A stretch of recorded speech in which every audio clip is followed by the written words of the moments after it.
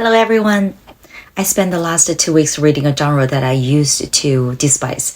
You guys know that I read over 100 books a year, and there is pretty much nothing I don't read. I read fiction and fantasy and nonfiction and poetry, sci-fi and manga. But there is one genre in the past 10 years that I deliberately avoided, which are self-help books. Be it about how to be successful, how to be disciplined, or cultivating like business senses, and especially spirituality, like visualization and manifestation. I know those are really hot topics, but I cannot bring myself to read about them. And why? I do like sci-fi books that explore human brain's potentials to live in the quantum realms. And I even like ghost stories. Sorry about my voice. I've been coughing. But when someone writes a nonfiction book as a real life nonfiction guidance for people, I have a big problem with that. In other words, I think my disdain for this genre comes from my belief that they exploit the vulnerables. And they offer unrealistic fantasies, wishful thinkings, and feed on people's despair.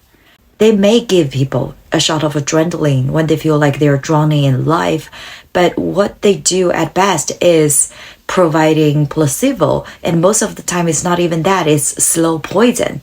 Especially in the age of materialism, manifestation means one thing and one thing only, money.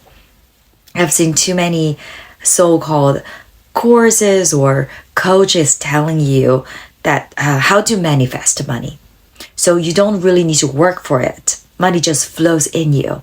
I also thought self-help books are not, for the lack of better words, classy enough.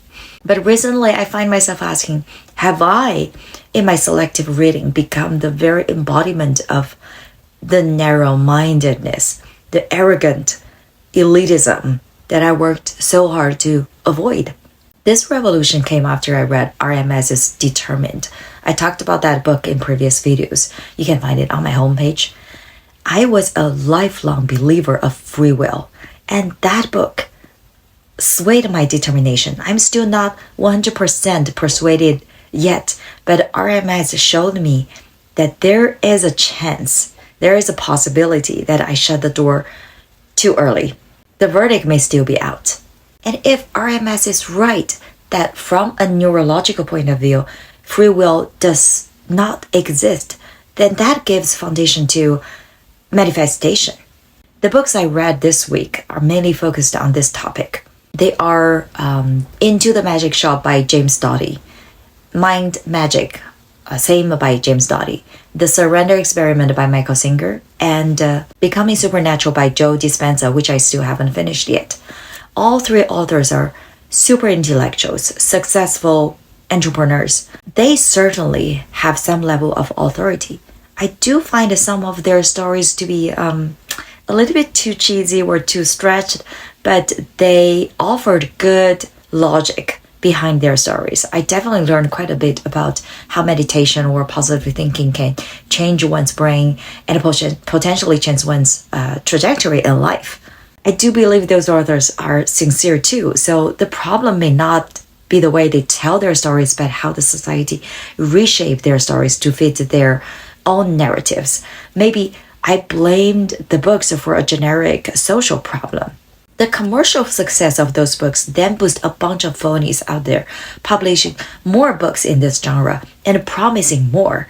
These books, in the end, foster a dependency on external validation rather than encouraging, say, hard work, necessary struggles in life, and resilience.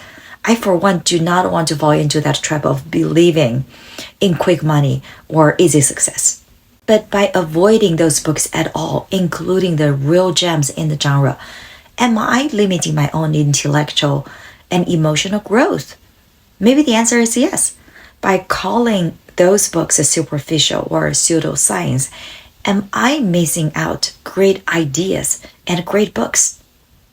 And I thought about two books I really like and I recommended before. One is Man's Search for Meaning and the other is The Alchemist. Essentially, they are about positive thinking and manifestation too.